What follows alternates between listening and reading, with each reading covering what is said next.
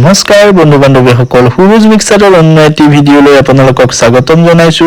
যোৱাটো ভিডিঅ'ত আপোনালোকৰ পৰা পোৱা বিপুল সঁহাৰিৰ বাবে আজি পুনৰ এটা ছেকেণ্ড হেণ্ড গাড়ীৰ উপস্থাপন লৈ মই উপস্থিত আছো শৰাইঘাট মটৰ্ছ এই ছেকেণ্ড হেণ্ড কাৰৰ ডিলাৰটোত। এই ডিলাৰটো ক'ত আছে আপোনালোকৰ জ্ঞাতাৰ্থে মই জনাই দিব চেষ্টা কৰিছো।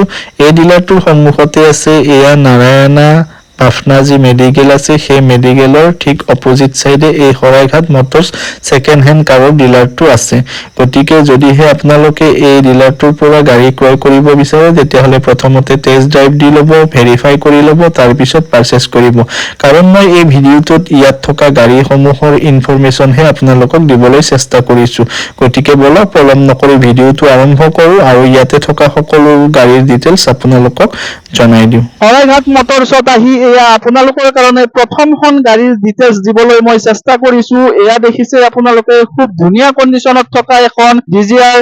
মই এবাৰ আপোনালোকক প্ৰথমতে দেখুৱাই দিছো চাৰিওফালে, তাৰ পিছত এইখনৰ ডিটেইলছ দিবলৈ চেষ্টা কৰিছো। এয়া চাওক, গুৱাহাটীৰ ৰেজিষ্ট্ৰেশ্যন নম্বৰ হয়। খুব ধুনীয়া কালাৰত থকা এখন ডিজিআৰ। কোনো ধৰণৰ কালাৰ পেইণ্টিং মই দেখিবলৈ পোৱা নাই। মই চাই আপোনালোকক জনাই আছো অৰিজিনেল পেইণ্টত থকা এখন গাড়ী। গতিকে এইখনৰ ডিটেইলছ সম্পূৰ্ণকৈ দিয়াৰ বাবে মই দাদাক আগবঢ়াই দিছো। 2020 ডিজায়াৰ হয়, DXi হয়। গাড়ীখন ওয়েল মেইনটেইন গাড়ী হয়। এখনৰ আস্কিং প্ৰাইচটো আমি 630 ৰাখিছো, পৰা 5% ডিসকাউন্ট। এখন গাড়ীতে আমি 5% ডিসকাউন্ট কৰি দিম আৰু লগতে কাস্টমাৰৰ ওচৰত অন দা স্পট ফাষ্ট সাৰ্ভিসিংটো প্ৰভাইড কৰিম আমাৰ ডিলাৰৰ ফালৰ পৰা। এইটো হোলি অফাৰ বুলি ভাবিব পাৰে কাস্টমাৰ। দাদা এইখনৰ ডিটেইলছটো দি দিয়ক। এখন 2012 গাড়ী হয়, DXi হয়। গাড়ীখন টিপটপ আছে, একদম জেনুইনলি কম চলিছে, খুব কম চলিছে, 12 হিচাপত 55 মান চলিছে এইখন। আৰু গাড়ী খুব ধুনীয়া হৈ আছে, চাই ল'ব পাৰে। কালাৰ চালাৰ গোটেইখিনি ধুনীয়া হৈ আছে। হোৱাইট কালাৰটো বেছি পচন্দ হয়, ভাল হয়, ডিমাণ্ডেবল কালাৰ হয়। এইখনৰ আস্কিং ৰেট আমি 75 ৰাখিছো, তাৰ পৰা 5% ডিসকাউন্ট হ'ব। এখন গাড়ীতে হ'ব এইটো 5% discount on the spot servicing provide. Grand item আস্তা অপচনেল হয়। এখন টপ মডেল হয় আৰু 2018 গাড়ী হয়।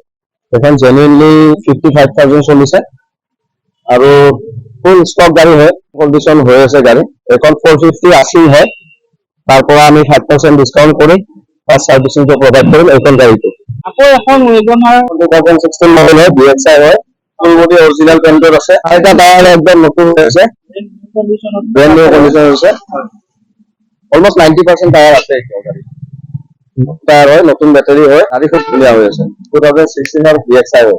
আপুনি গাড়ী আহিব লাগে, কেছ লয়, ফাইনেন্স লয়, প্ৰচেছ কৰিব লাগে, গাড়ীখন ঘৰলৈকে লৈ যাব লাগে আৰু চলাব লাগে। সাৰ্ভিসিংও আমি প্ৰভাইড কৰি আছো প্ৰত্যেকখন গাড়ীতে। 40 হয়, আপোনাৰ 5% ডিসকাউন্ট কিন্তু প্ৰত্যেকখন গাড়ীত আছে, সেইটো ইয়াতে হৈ যাব। সাৰ্ভিসিংটো ইয়াতে। এখন 2015 হয়, 14 হয় এইখন। এইখনো DXi হয়। এই চাব পাৰে, ফুল শ্বৰুম কণ্ডিশ্যনতে আছে, গাড়ী খুব ধুনীয়া হৈ আছে। এইখনতো ৰিফাইনেন্স এভেইলেবল হৈ যাব। প্ৰাইচটো আপোনাৰ এইখনৰ 350 আহিব। 2017 DXi হয়।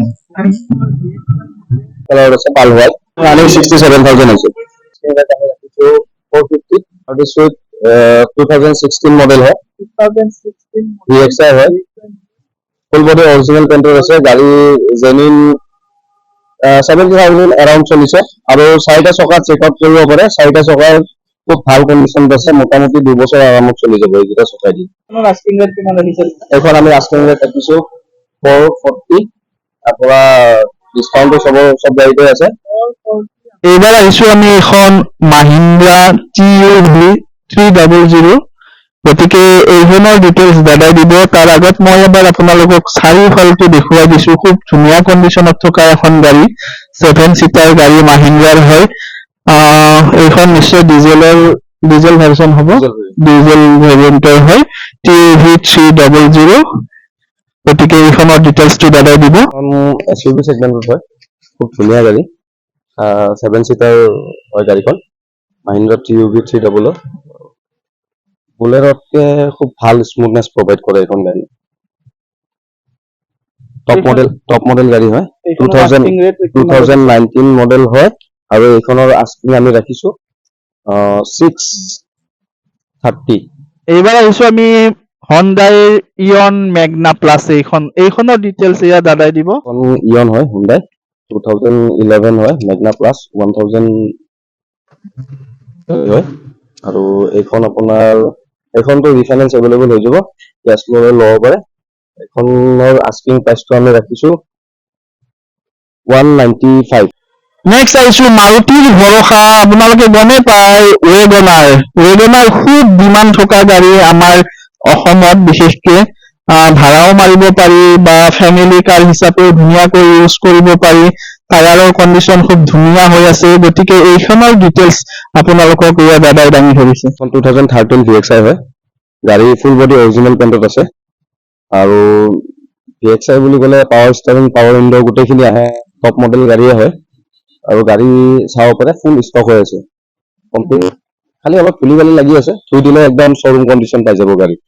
এইখন গাড়ীটো আপোনাৰ আস্কিং প্ৰাইচ আমি ৰাখিছো 285, তাৰ পৰা 5% ডিছকাউণ্ট এভেইলেবল হৈ যাব আৰু অন দা স্পট যোনটো আপোনাৰ চাৰ্ভিচিং আমি কৰি দিম বুলি কৈছো সেইটো কাষ্টমাৰৰ ওচৰতে প্ৰভাইড কৰা হ'ব। এখন চুইফ্ট 2014 মডেল হয়, VXI হয় আৰু এইখনত আফটাৰ মাৰ্কেট এলয় হুইল লগোৱাই আছে, চাব পাৰে খুব ধুনীয়া হৈ আছে গাড়ী, ফুল গেটআপত থকা গাড়ী হয়, পাল হোৱাইট কালাৰত আছে গাড়ীখন। এইখনৰ আমি আস্কিং প্ৰাইচ ৰাখিছো 340, তাৰ পৰা 5% ডিছকাউণ্টটো প্ৰত্যেকখন গাড়ীতে হ'ব আৰু অন দা স্পট চাৰ্ভিচিংটো এভেইলেবল হৈ যাব এইখনতো। ফাইনেন্স হৈ যাব এইখনতো? ফাইনেন্স হৈ যাব।